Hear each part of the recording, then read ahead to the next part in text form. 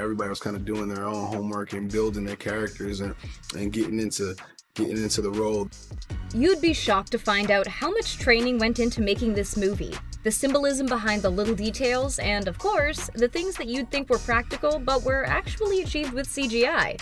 Let's talk about it. It's amazing to be a part of such a massive movie franchise, such a successful film. Number 1. Every shot of Black Panther's suit is 100% CGI. They had an outfit that Chadwick Boseman would wear on set, but to make sure the visuals were consistent, every frame of his suit in the film is digitally rendered. This one was a combination where we wanted to use the live-action performance and obviously the facial performance from the actor. They used Chadwick's performance and mannerisms to blend real life with CGI and did a lot of fine-tuning behind the scenes. To get the neck deformation to be accurate, to make sure that the blending of the live-action actor and the CG lined up. Number 2. Hours were spent in the chair for this movie. Michael B. Jordan spent 2.5 hours in the makeup chair transforming into Erik Killmonger. It took a team of 4 makeup artists to apply individually sculpted silicone molds to his upper body. He was covered in 3,000 prosthetic dots that had to be carefully applied and blended to his skin tone. Number 3. Tons of beautiful CGI brought this movie to life. What we did on the day was we shot Chadwick rising up onto a couple of foam blocks. You'll notice that what was actually in the background during the shooting was completely different from what we see on screen. The background sky, CG grass and distant mountains, all of the actual plane wreckage. Number 4. The cast trained for months to learn how to fight.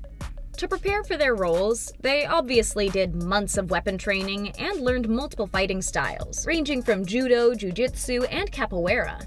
How else would they have been able to perform all of their own stunts? Chadwick Boseman was already trained in martial arts, so it wasn't that difficult for him to pick up some additional skills. Michael B. Jordan was used to performing intense scenes from his role in Creed, but had to get through the learning curve of mastering these difficult fighting styles. In the casino scene, you can see all of their hard work and training on full display. Number 5. This one took a lot of takes. We had to float a movie up on a cable rig. Imagine the camera here and a big cable rig. They wanted to do this sequence all in one take, but that proved to be pretty impossible, so they settled for doing little bits at a time. There's no green screen here, no, this is all happening live and direct. That's actually Lupita's hand on the top right corner taking aim as they send the movie up to complete the shot. This is a CG explosion here on this light to get the glass kind of flying. The entire sequence, and this shot in particular, was one of the most difficult to capture on camera, but oh, so worth it. Number 6. Naturally, there were a lot. The cast has so much chemistry that during the making of the film, there were a ton of on-set laughs, jokes, impromptu dance moves, and freestyling in between takes. If you check out their blooper reel, you'll see things falling off the wall, doors getting stuck, and major vehicle malfunctions. There's also this incredibly touching moment between Chadwick Boseman and Angela Bassett that really shows how much love the two shared on and off the set. Number 7.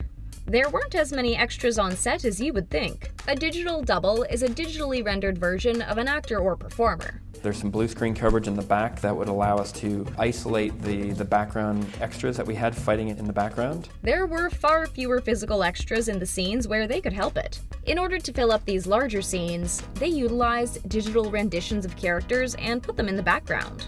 We went through and added in dozens of background Digi-Doubles in order to make the fight scene feel much more expansive. Number 8. A huge part of the Black Panther lore. The Dora Milaje are an army of fierce women who move as one and serve as personal security to the king and the royal family. The Dora Milaje were cast from a particular pool of performers, including stunt women and Broadway dancers. The creators of the film wanted each individual member to have unique individual skills that they brought to the table. Number 9. The cast did the majority of their own stunts. The actors had to participate in a Black Panther boot camp to prepare them for all the physical work the film required. The cast and the stunt team practiced to the sound of African drums played by musician Jabari Exum so that their movements would match the musical quality that's found in many African-based martial arts. Daniel Kaluuya even learned how to ride a horse so he could be prepared to simulate riding Wakabi's armored rhino. Number 10. 25 1,000 cubic feet of foam were used on the set of Warrior Falls. Ranging from 120 feet by 75 feet wide and 36 feet tall, construction took over 4 months to complete. The set was modeled after the rocks in the Oribi Gorge in South Africa, though all the rocks were actually foam to keep the performers safe.